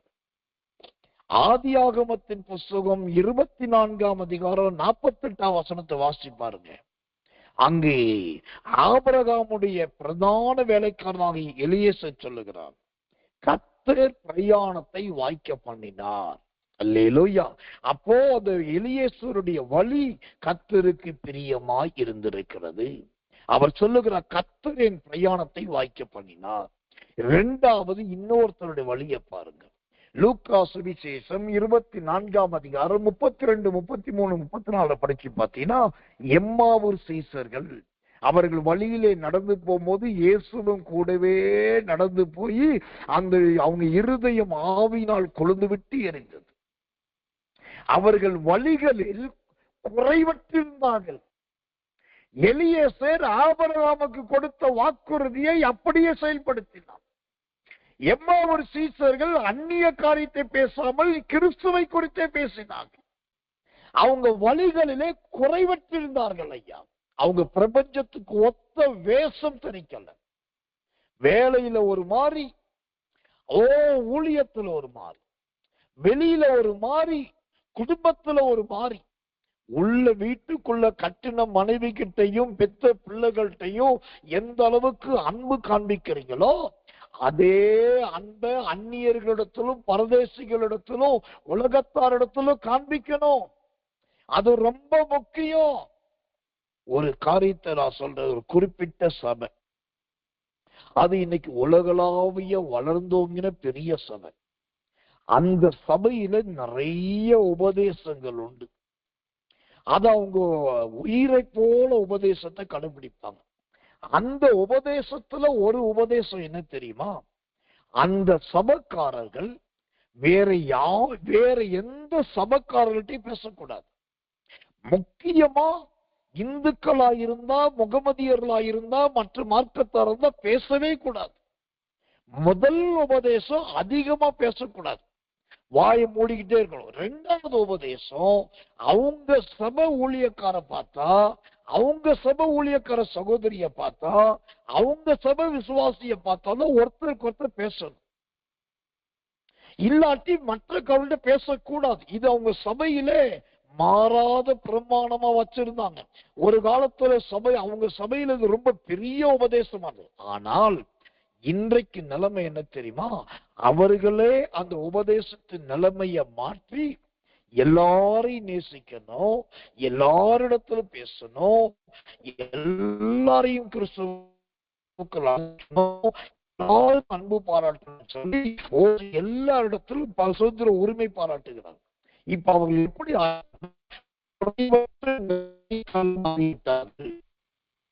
அவங்க மற்ற பேசுனா குறை வரும் நினைச்சாங்க. ஆனா கர்த்தர் அதை கடிந்து கொண்டார், எச்சரித்தார். இப்ப அந்த உபதேசத்தை மாற்றி அவங்க எல்லா இடத்திலும் பேசுகிறவர்களும் அன்பு பாராட்டுகள் பகிர்ந்து கொள்ளுகிறவர்களா மாறிகள். இப்ப அவங்க தேவனுடைய குறைவற்றவர்களாய் மாறிட்டார். அன்பு சகோதரி, பிரியமான அன்பு சகோதரனே, தேவச்சனமே, இங்க மூணாவது நிறைக்கல் குறையற்று நிறைக்கல். வழிகளில் குறையற்று நடப்பது. ஒருவருடைய வழி கர்த்தருக்கு பிரியமா இருந்தால் அவன் சத்துருக்களும் அவனிடத்தில் சிநேகிதராகும்படி செய்வான். உங்க வழி நல்ல வெளிச்சமான வழியா இருக்குதா? உங்க வழியில நல்ல பிரகாசம் இருக்குதா? உங்க வழி நல்ல இருள் இல்லாம இருக்குதா?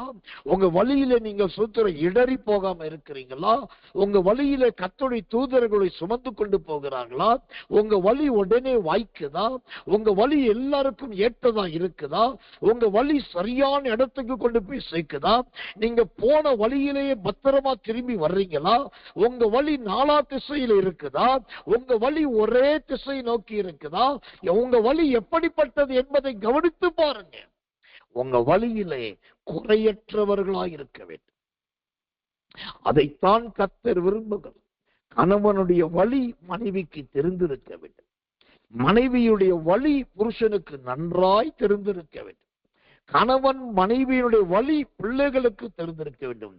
ரொம்ப முக்கியமாய் பிள்ளைகளுடைய நடை, உடை, போக்கு, வரத்து என்கிற வழிகள் எல்லாம் பெற்றோருடைய கண்களுக்குள்ளே. மூன்றாவது நிறைக்கல் குறைவற்ற.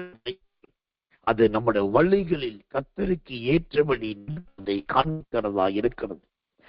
நேற்றைக்கு கூட கர்த்தர் சொன்னார், எபிரேயர் 12:1 வலதுபுறம் இடதுபுறம் சாயாமல் நமக்கு நியமித்திருக்கிற ஓட்டத்துல லக்கை நோக்கி ஓட வேண்டும். இந்த செய்தியை கேட்கிற எனக்கு அன்பான விசுவாச தேவ பிள்ளைகள், எனக்கு அன்பான விசுவாச ஊழியக்காரர்கள் ஜீவியத்துல இந்த குறையற்ற நிறைக்கல்லை ஆண்டவர் கட்டளையிடுவாராக. ஓ சோத்திரம், தேவன் உங்களை மாற்றுவாராக. கர்த்தர் நல்லவே, கர்த்தர் நல்லவே, கர்த்தர் நல்லவே. ஆண்டவருடைய நாமத்துக்கு மகிமை உண்டாகும்.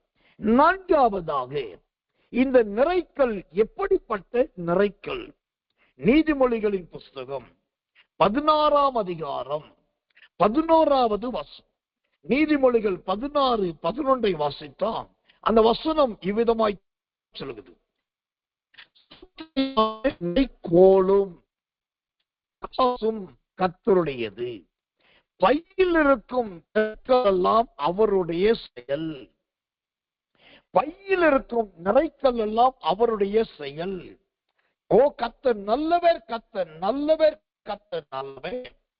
ஆனால் இந்த பையில் இருக்கும் நிறைக்கல் எல்லாம் கர்த்தருடைய செயல் என்று சொன்னால், இந்த பை என்கிறது எப்படிப்பட்டதாக இருக்கிறது? ஓ கர்த்தர் நல்லவர். வாசிக்கிறேன் ஒரு ஏசாயாவின் புஸ்தகம் 46ஆம் அதிகாரம் 6வது வசனம். நான் சொல்ற வசனங்கள் பெரும்பாலான வசனங்கள், அதிகமாய் அநேகர் பயன்படுத்தாத வசனங்கள்.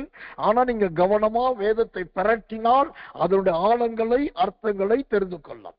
ஏசாயா 46:6. பையில் இருக்கிற பொன்னை கொட்டி வெள்ளியை தராசில் நிறுத்தி தட்டானுடனே கூலி பொருத்திக் கொள்ளுகிறார்கள். அவன் ஒரு தெய்வத்தை உண்டாக்குகிறான், அதை வணங்கி பணிந்து கொள்ளுகிறார்கள். பையில் இருக்கிற பொன்னை கொட்டி வெள்ளியை தராசிலே நிறுத்து. கர்த்தர் நல்லவே, கர்த்தர் நல்லவே, கர்த்தர். அங்க கூலி பொருத்திக் கொள்ளுகிறார்கள். இப்போ இந்த நிறைக்கல்லில் 4வது கல் பையில் இருக்கிற கல். இந்த பையில் இருக்கிற கல் என்பது எதை குறிக்கிறது? இந்த ஏசாயா 46:6 படி கூலி பொருத்திக் கொள்ளுவதை காண்பிக்கிறது. இப்போ இந்த பையில கல்லும் இருந்து கூலியும் பொருத்தப்பட்டது எங்கே? நீ 1 சாமுவேல் 17ஆம் அதிகாரத்தை எடுத்து பார்த்தீங்கன்னா, அங்க தாவீதுக்கும் சவுலுக்கும் இடையிலே இந்த கூலி பொருத்தப்படுகிற அனுபவத்தை 7ஆம் தாக்கிலே கோலியாத்து நிக்கிறான். அவன் ஒருத்த மனுஷனா இருந்துட்டு வந்து பாருன்ற கோலியாத்து. உடனே இஸ்ரவேல் புத்திரரோ, இஸ்ரவேல் ஜனங்களோ, இஸ்ரவேல் ராணுவமோ பயந்து நடுங்கிட்டு இருக்கு. அந்த நேரத்துல அன்எக்ஸ்பெக்டடா தாவீது உள்ள நுழைகிறான் தன் சகோதரர்களை பார்க்க. உடனே அவன் பார்க்கறது யாருன்னு கேட்கிற விவரத்தை சொல்றாங்க. உடனே தாவீத கூட்டு போறான். அப்போ ஒரு வார்த்தை சொல்றாங்க, இந்த கர்த்தர் நல்லவே, கோலியாத்தை ஜெயிச்சா ராஜா தன்னுடைய குமாரத்தையே விவாகம் பண்ணி கொடுப்பார்கள். யார் கோலியாத்தை ஜெயிக்கிறாங்களோ அவங்களுக்கு ராஜா தன்னுடைய குமாரத்தையே விவாகம் பண்ணி கொடுப்பார். இது முதலாவது கூலி பொருத்திக் கொள்ளுதல். இதை கேட்டுட்டு தாவீது என்ன பண்ணிட்டாரு? நேர ஆத்தங்கரைக்கு போயிட்டாரு. 5 கூழாங்கல் எடுத்துட்டாரு. அதை பையில போட்டார். பையில போட்டு வந்த உடனே இப்போ சவுல் சொல்றாரு, தாவீதை கூட்டுவார். உடனே கூட்டு போறாங்க. தாவீது சவுல் சொல்றாரு, உனக்கு இதெல்லாம் லாய்க் போடாது, நான் கொடுக்கிற ட்ரெஸ்ஸ போடு, இது யுத்தத்துக்குரிய வஸ்திரம், இது ராணுவ வஸ்திரம், இதை போடு. 2வது கூலி பொருத்தப்படுது, வஸ்திரத்தின் மூலமாய் கூலி பொருத்தப்படுது. தாவீதும் போட்டு பார்க்கிறாரு. போட்டு நடந்து பார்த்துட்டு இது எனக்கு லாயக்கு இல்லைன்னு சொல்லிட்டாரு. இப்ப நல்லா கவனிக்கணும், இந்த நிறைக்கல்லின் அனுபவம் 4வதா எங்க போய் நிக்குதுன்னாக்கா, அதை கூலி பேசுகிற அனுபவத்துல போய் முடியுது. இன்னைக்கு வரங்களும் வல்லமைகளும் கூட கூலிதான் பேசப்படுது. தாவீதை போல பராக்கிரமசாலிகளான நல்ல ஊழியக்கார பார்க்கிறாங்க. நடந்தாக்கா நான் என் வீட்டுல இருக்கிற இந்த தங்க பாஸ்டர், ஓ பிரதர், நீங்க இப்படி இதை நிறைவேறிட்டாக்கா, ஐயோ நான் அதை பண்ணி உங்களுக்கு நல்ல ஆர்மி ட்ரெஸ் தர்றேன், ராணுவ உடை வாங்கி தர்றேன், காசு பிராண்ட் எடுத்துறேன். இன்னைக்கு நிறைய விசுவாசிகள் ஊழியக்காரர்களிடத்தில் கூலி பேசுகிறவர்களாய் மாறிட்டான். ஏன் தெரியுமா? அவங்க ஊழியக்கார்ட்ட கூலி பேசுறதுக்கு முக்கிய காரணமே பையில இருக்கிற கண்ணுகள். ஓ, அது கோலியாத்தை ஜெயிக்கிறக்கள், கர்த்தருக்காக பறக்கிறக்கள், சத்துருவை முறியடிக்கிறக்கள். இப்ப இவங்க நோக்கம் என்ன? இவரை வச்சு எப்படியாவது காரியத்தை சாதிச்சிடணும், இவரை வச்சு எப்படியாவது ஜெயிச்சணும். இந்த கூலி பொருத்தின அனுபவம் வேதத்துல இன்னொரு இடத்துல வந்தது. அதைத்தான் வாசிக்கிறோம். கர்த்தர் நல்லவன். பிள்ளையாமுடைய வாழ்க்கையில வீடு நிறைய பொண்ணு கொடுக்கிறேன், வீடு நிறைய தங்கம் கொடுக்கிற, வெள்ளி கொடுக்கிற, வா நீ வந்து இஸ்ரவேல் ஜனங்களை சபிக்கணும். முதலாவது கூலிக்கு வரமாட்டேன் என்று சொன்ன பிள்ளையாம் அப்புறம் கூலிக்கு ஆசைப்பட்டு புரட்டு போயாச்சு. ஆனா அவன் ஜம்பம் பலிக்கல, தீர்க்கதரிசனம் வெளிப்படல, அவன் சொன்ன வார்த்தை நடக்கல. அதனால என்ன பண்ணிட்டான் தெரியுமா?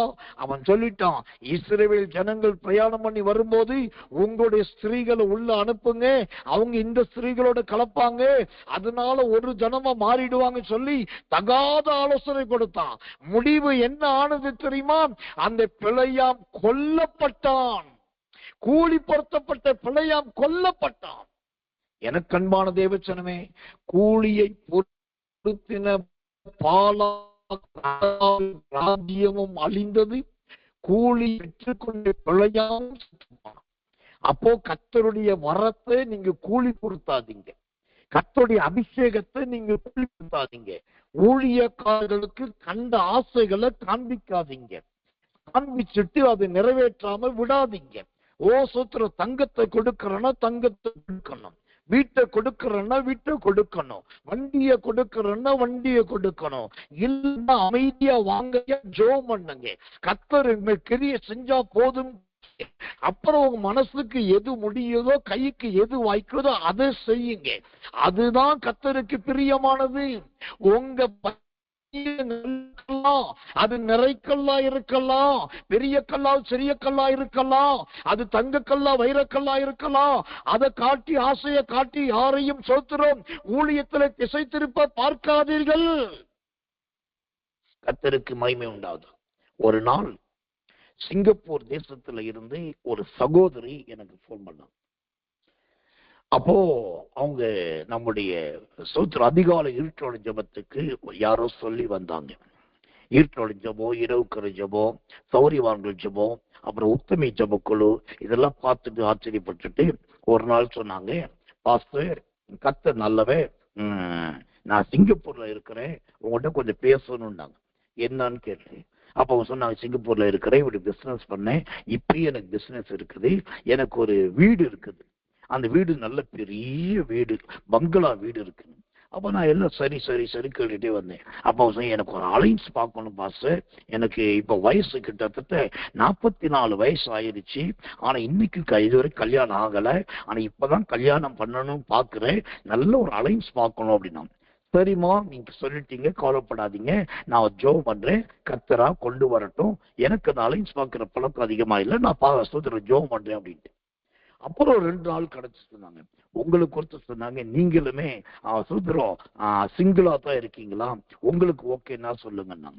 இப்ப நல்லா கவனிக்கணும், அவங்க ஜபத்துக்கு வந்ததுடைய நோக்கத்தை பாருங்க. ஒரு ஊழியக்காரனு கூலிக்கு அமர்த்திக்கணும். ஓ சூத்திரம், பெரிய வீடு இருக்குது, பங்களா வீடு இருக்குது, சொந்த பிசினஸ் இருக்குது, மாசந்தோறும் இத்தனை லட்சம் வருமானம் இருக்குது, அதனால நீங்க கல்யாணம் பண்ணுங்க. நல்லா கவனிக்கணும். ஒருவேளை நான் கூலி பொருத்தி இருந்தா அவங்க பூமியில இருந்திருப்பாங்க, நான் நரகத்துக்கு போயிருப்பேன். இந்த மாதிரி காரியத்துல தேவ ஜனங்கள் ஜாக்கிரதையா இருக்கணும், ரொம்ப எச்சரிக்கையா இருக்கணும், ரொம்ப நிதானமா இருக்கணும். பையில நிறைய கல்ல போட்டுட்டு வருவாங்க.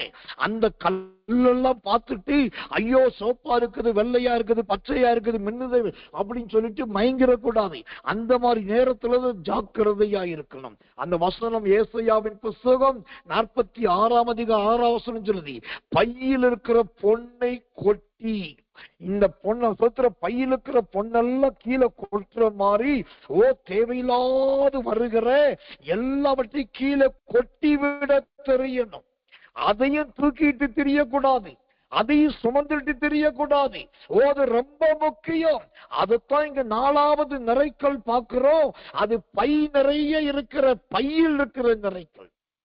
இந்த கடைசி காலத்துல நிறைய பேர் கூலிக்கு ஊழியக்காரிகளை பொருத்துகிறார்கள்.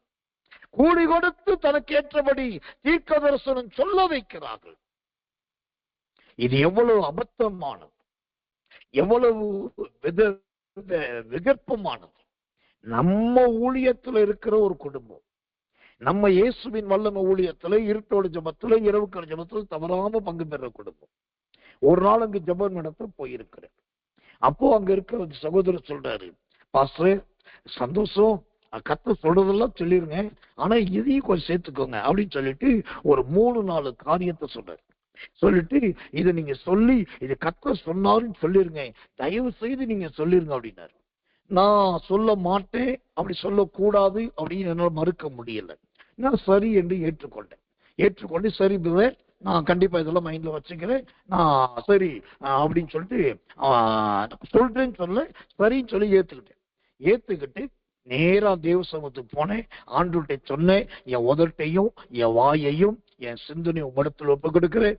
நீ கட்டளையிடாவிட்டால் ஒன்று நான் பேசக்கூடாது, என்னை ஆட்கொள்ளும் என்று சொல்லிட்டு நான் நிறைய அந்த ஜெபத்துக்கு வந்து உட்கார்ந்தேன், பாடல்களை பாடினேன், ஆராதனை நடத்தினேன்.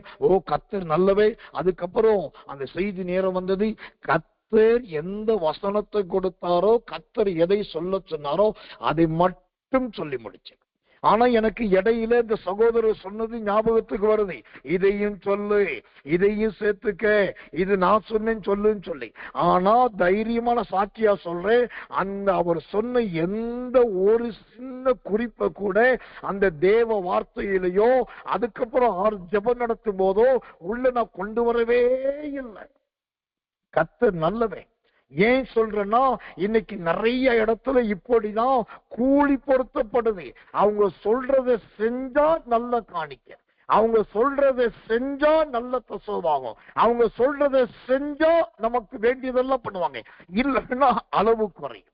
ஒண்ணு கவனிங்க, நாம் ஒரு காலம் கூலி பொருத்தப்பட்டவர்களாய் மாறக்கூடாது. அது ரொம்ப கவனமா இருக்கணும், விலகி இருக்க வேணும். கர்த்தர் நல்லவே, கர்த்தர் நல்லவே, கர்த்தர் நல்லவர். இந்த நிறைக்கல்லில் 4 நிறைக்கல்லை பார்த்திருக்கும். ஒன்று சுமுத்திரையான நிறைக்கல், அது உத்தமத்தை குறிக்கும். 2 பெரிதும் சிறிதுமான பலவித நிறைக்கற்கள், சோத்திரம், சமயத்துக்கு ஏற்றபடி மாறுவது. 3வது குறையற்ற நிறைக்கல், வழிகளிலே கர்த்தருக்கு பிரியமாயிருப்பது.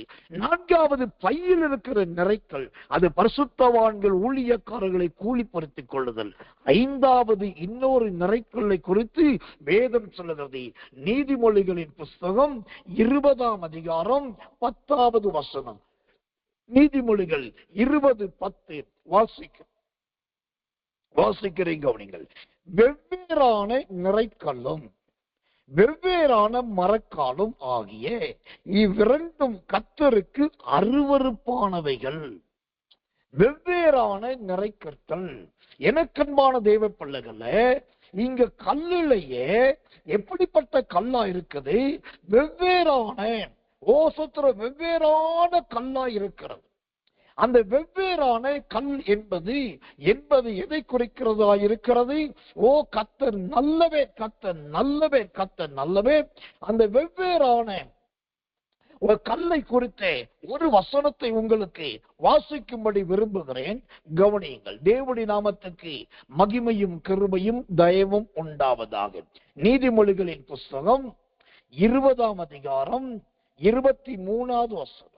நீதிமொழிகள் 20:23.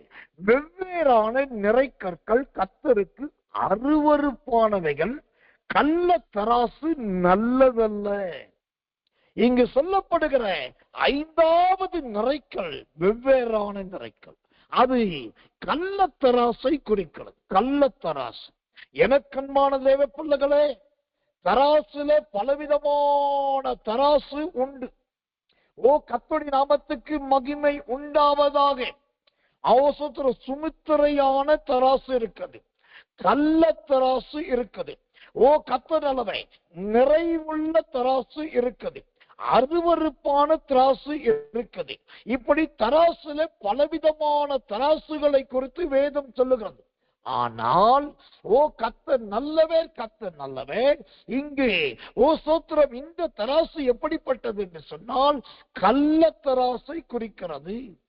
இந்த கள்ளத்தராசு என்றால் என்ன? கள்ளத்தராசு என்பது எதை குறிக்கிறது?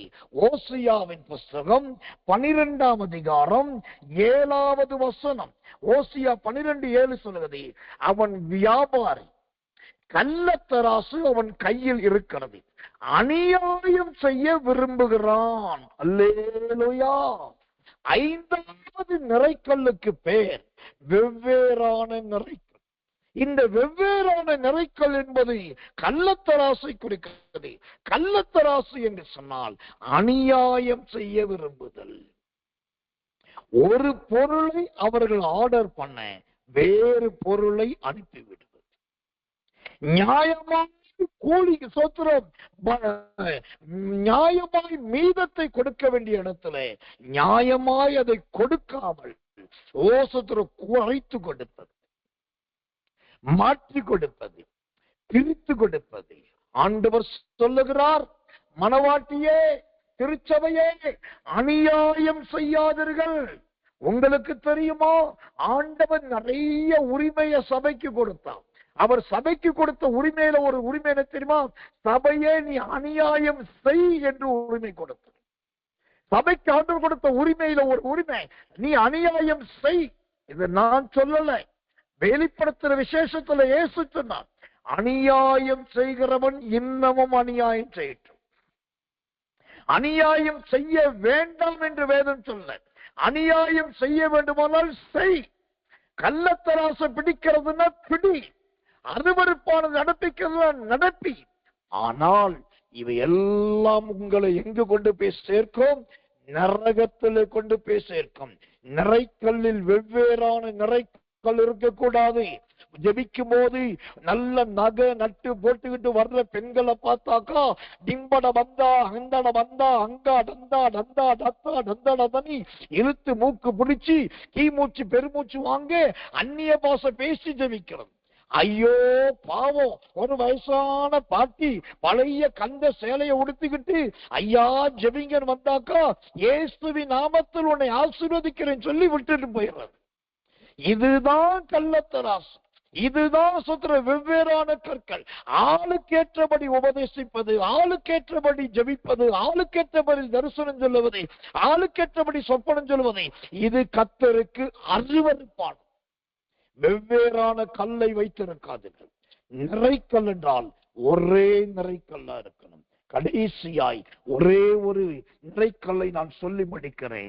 தேவனுடைய செய்திக்கு தலையங்கமாய் ஒரு வசனத்தை வாசித்தோம். அந்த தலையங்க வசனத்தை வாசிக்கிறேன். நீதிமொழிகள் 11ஆம் அதிகாரம் 1ஆம் வசனம். கள்ள தராசு கர்த்தருக்கு அருவருப்பானது, சுமுத்திரையான நிறை கல்லோ அவருக்கு பிரியம். அல்லேலூயா. இங்கு கல்லிலேயே ஒரு கல்ல பார்க்கிறோம், அவருக்கு பிரியமான கல்லு. ஓ கர்த்தருடைய நாமத்துக்கு மகிமை உண்டாவதாக. எனக்கன்பான தேவ பிள்ளைகளே, ஓ அவருக்கு பிரியம் என்று வேதம் சொல்லுகிறது. அந்த அவருக்கு பிரியமான ஒரு அனுபவம் உங்களுக்கு இருக்குதா? ஓ சோத்திரம். அவருக்கு பிரியம் என்றால் என்னங்க அர்த்தம்? அது எதை குறிக்கிறது? அவருக்கு பிரியம் என்பது 2 காரியத்தை குறிக்கிறது. முதலாவது நீதிமொழிகள் 12:22. நீதிமொழிகள் 12:22. உண்மையாய் நடக்கிறவனோ அவருக்கு பிரியம். அங்கு அவனோ என்று சொல்ல அவளோ, உண்மையாய் நடக்கிறவர்களோ அவருக்கு பிரியம். நம்முடைய நடக்கையிலே ஒரு உண்மை இருக்கணும், ஜீவியத்திலே ஒரு உண்மை இருக்கணும். எல்லாவற்றும் உண்மையாக இருந்தா அது அவருக்கு பிரியம். இங்க 6வது நிறைக்கல் அவருக்கு பிரியமான நிறைக்கல். நான் சொன்னேன், அவருக்கு பிரியமானது 2. 1 உண்மையாய் நடப்பது. 2வது சொல்லி முடிக்கிறேன். நீதிமொழிகள் புஸ்தகம் 15ஆம் அதிகாரம் 8ஆம் வசனம். நீதிமொழிகள் 15:8 சொல்லுகிறது, செம்மையானவர்களின் ஜெபமோ அவருக்கு பிரியம். அல்லேலூயா. உண்மையாய் நடக்கிறவர்கள் அவருக்கு பிரியம், செம்மையானவர்களின் ஜெபமோ அவருக்கு பிரியம்.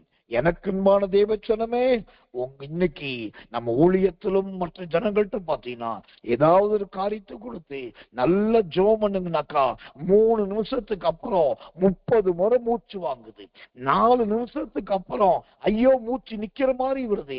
5 நிமிஷம் ஜெபிக்க சொல்லிட்டாக்கா அதை எடுக்கிறாங்க, இதை எடுக்கிறாங்க, அப்படி சொல்றாங்க, இப்படி சொல்றாங்க. அந்த ஜெபத்துல சோத்திர வல்லமை இல்ல, சக்தி இல்ல, அபிஷேகம் இல்ல, கிருபை இல்ல, ஒண்ணுமே இல்ல. செத்தவ வாயில வெத்தலை பாக்கு வச்ச மாதிரி. ஏன்னாக்கா அந்த ஜெபம் செம்மையானதா மாறணும். அப்போதான் அது அவருக்கு பிரியமான ஜெபமா மாறும். அவருக்கு பிரியமானவர்களாய் மாறுங்க. அவருக்கு பிரியமானபடி வேதத்தை வாசிங்க. அவருக்கு பிரியமானபடி வஸ்திரத்தை உடுத்துங்க. அவருக்கு பிரியமானபடி கர்த்தரை ஆராதிங்க. அவருக்கு பிரியமானபடி உண்மையாயிருங்க. அப்போ உங்க கல் நிறைக்கல்லாய் மாறும். நிறைக்கல் என்கிற ஒரு வார்த்தையை வைத்து பரிசுத்த ஆவியானவர் 6 நிறைக்கல்லை காண்பித்திருக்கிறார். அநேக உபதேசத்தையும் நல்ல சத்திய வெளிப்பாடுகளை சொல்லி இருக்கிறார். இது கேட்கிறவர்களாய் மாத்திரமல்ல, உங்களை நீங்களே மாற்ற ஒப்பு கொடுங்க. ஆண்டவரே, நான் உமக்கு பிரியமான நிறைக்கல்லா மாறும், உமக்கு பிரியமான நிறைக்கல்லா என்னை மாற்றும் என்று சொல்லி எல்லாரும் ஒப்பு கொடுத்து கண்களை மூடி ஆவியில நிரம்பி கர்த்தரை ஸ்தோத்திரம் பண்ணுவோம். இயேசுவின் நாமத்தினாலே கர்த்தரை ஸ்தோத்திரிப்போம். கர்த்தர் நல்லவே, கர்த்தர் நல்லவே. எல்லாரும் கர்த்தரை துதிங்க. ஆண்டவரே, நிறைக்கல்லை குறித்து எங்களுக்கு சொல்லிக் கொடுத்தீரே. லீபால பால பாக்க டகதடா தராக டகதடா லகதடா கடகதடா கடகதடா கடகதடா லகதடா கடகதடா கடகதடா. துமுத்திரையான நிறைக்கல்லா எங்களை மாற்றுவீராக. குறையற்ற நிறைக்கல்லா எங்களை மாற்றுவீராக. அவருக்கு பிரியமான நிறைக்கல்லா எங்களை மாற்றுவீராக. லீமா நா கா டா தா டா தா லா தா லீ கா தா டா து ரா கா துரா கா தகதரபக தக தரபலந்தியா. கிருபையே உமக்கு ஸ்தோத்திரம், ஸ்தோத்திரம், ஸ்தோத்திரம். ஆமென், ஆமென். நாம் ஜெபிப்போம். அன்புள்ள நல்ல பரம பிதாவே, நல்ல அருமையான இந்த ராத்திரி நேரம் ஒவ்வொரு நாளும் ஒவ்வொரு கல்லை குறித்து தேவன் எங்களுக்கு விளங்கு காட்டி வருகிறது. அதில் இன்றைக்கு நீதிமொழிகள் 11:1 நிறைக்கல் என்று பேசி தகாத 3 கற்களையும் நாங்கள் மாற வேண்டிய 3 கற்களாயும் 6 கற்களை எங்களுக்கு காண்பித்தீர் ஆண்டவரே. சுமுத்திரையான கல், குறையற்ற கல், அவருக்கு பிரியமான கல். இது 3ம் நாங்கள் அந்த உம்மை போல் மாறுவதற்குரிய கல் அல்லவா? இப்படி கர்த்தர் மாற்றப் போயிருக்காக ஸ்தோத்திரம். விசேஷமாக ஆண்டவரே, உடைய பிள்ளைகள் இந்த செய்தியை திரும்ப திரும்ப போட்டு கேட்டு இன்னும் தங்களை கர்த்தருடைய வசனத்துக்குள் உறுதிப்படுத்திக் கொள்ள கர்த்தர் உதவி செய்யும். சுயமும் மாம்சமும் மறைக்கப்படட்டும். தேவ சத்தமும் தேவ சித்தமும் துணிக்கட்டும். தாழ்த்தி ஒப்புவிக்கிறோம். நாளைக்கு உலகம் முழுவதும் நடக்கிற சகல பரிசுத்தவான்கள் ஆராதனைகளை ஆசிரியும். எல்லா சபைகளும் திறக்கப்படட்டும். எல்லா தெய்வ ஊழியக்காரர்கள் ஊழியத்தை ஒருவரும் வீட்டிலே படுத்து உறங்காதபடி ஜெபிக்கிறவர்களாய், ஆராதனைக்கு செல்கிறவர்களாய், ஊழியர்களை கவனிக்கிறவர்களாய், விசாரிக்கிறவர்களாய் கர்த்தர் மாற்றித்தாரும். தாழ்த்தி ஒப்புவிக்கிறோம். இயேசுவின் ரத்தம் ஜெயம். இயேசுவின் நாமத்தில் ஜெபிக்கிறோம். ஜெபம் கேளும் ஜீவனுள்ள நல்ல பிதாவே. ஆமென், ஆமென், ஆமென்.